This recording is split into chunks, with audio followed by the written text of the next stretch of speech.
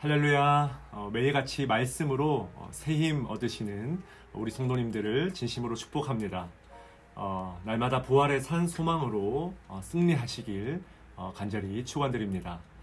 우리는 어제부터 고린도전서 15장 말씀이죠. 이 부활의 메시지를 깊이 묵상하고 나누고 있습니다.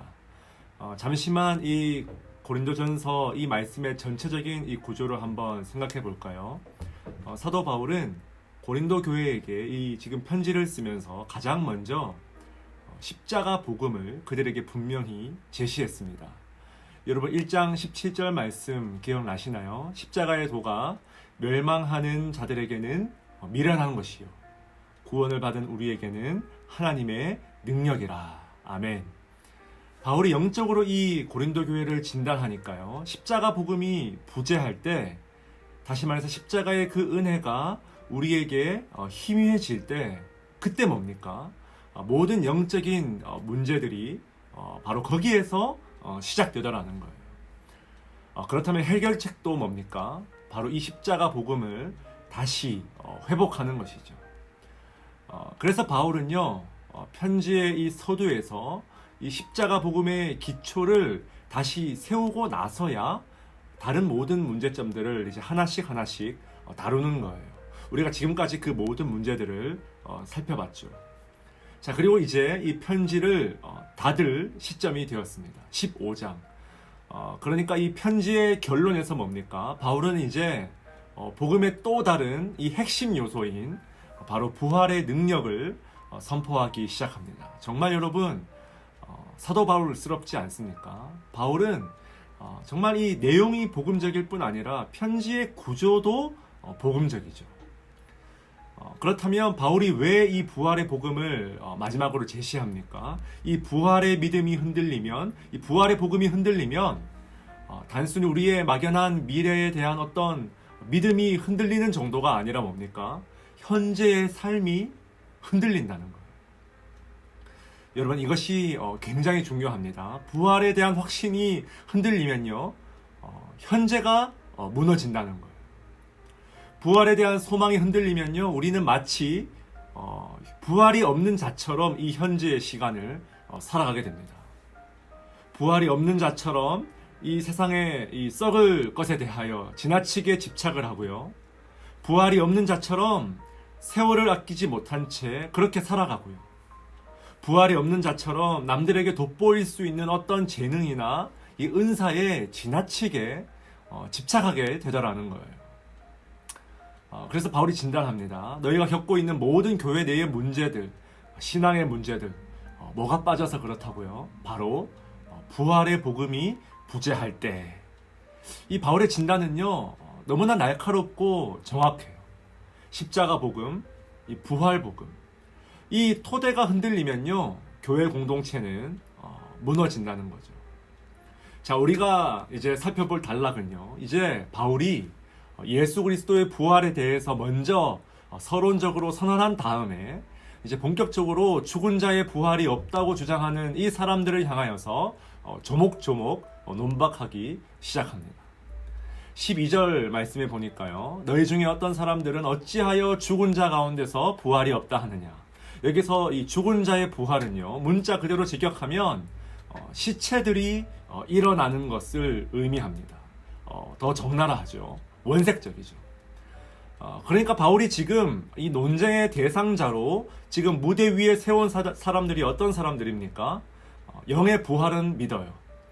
영적으로 우리가 부활할 것은 믿어요. 그런데 이 육신의 부활, 다시 말해서 이 시체, 이 몸의 부활을 믿지 않는, 더 나아가서 부정하는 사람들을 대상으로 지금 바울이 주장을 펼친다는 거예요.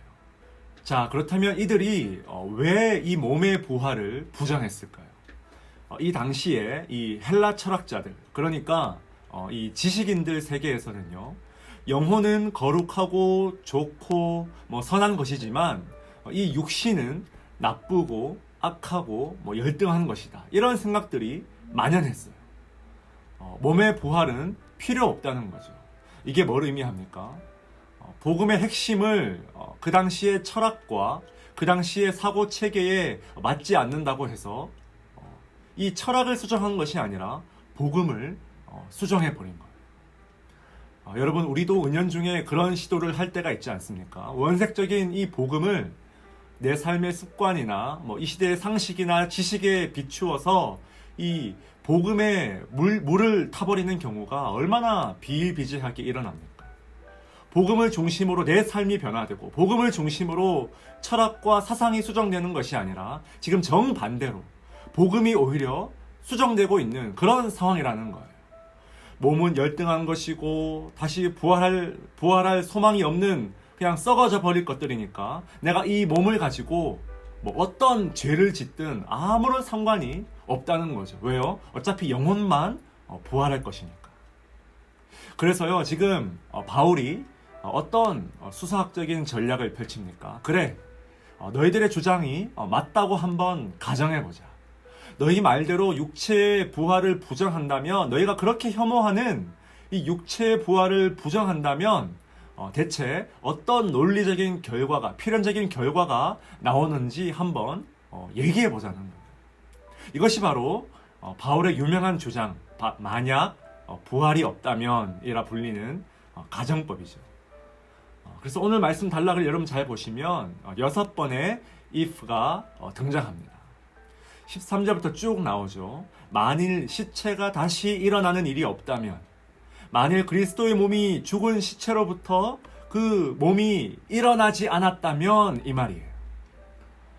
그러니까 이 기독교 복음에서요, 이 몸의 부활을 부정하면, 이 몸의 부활이 부정되면 어떤 일이 벌어집니까? 14절에 보니까 우리가 전파하는 것도 헛것이요 또 너희 믿음도 헛것이며, 여기서 헛것이라는 말은 껍데기라는 뜻입니다.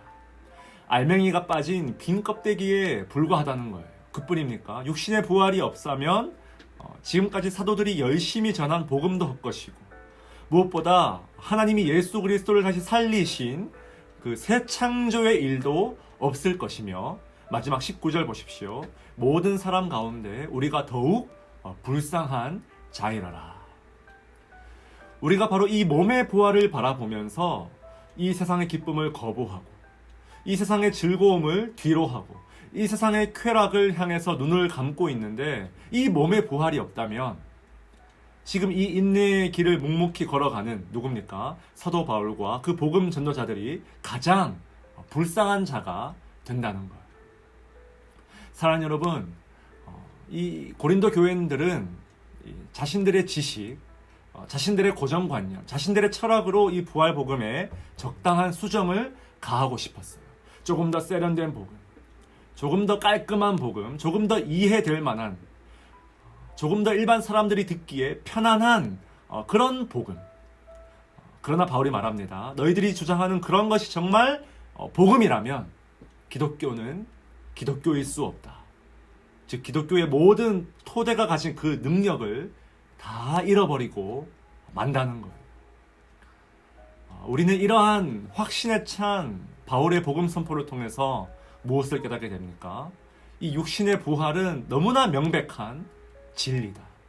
절대 양보할 수 없는 필연적인 사실이며, 이 부활의 소망 때문에 우리는 오늘 하루 이 몸으로 행하는 모든 일이 그만큼 의미가 있고 소중하다는 것입니다. 사랑하는 여러분, 이 부활의 소망이야말로 우리의 모든 좌절, 오늘 우리가 가진 모든 낙심, 우리의 모든 우울한 마음들을 한 방에 날려버리는 가장 강력하고 근본적인 치료제가 될 수 있길 주님의 이름으로 간절히 축원드립니다. 우리 함께 이 부활의 소망을 붙잡고 함께 기도하며 나아갑시다.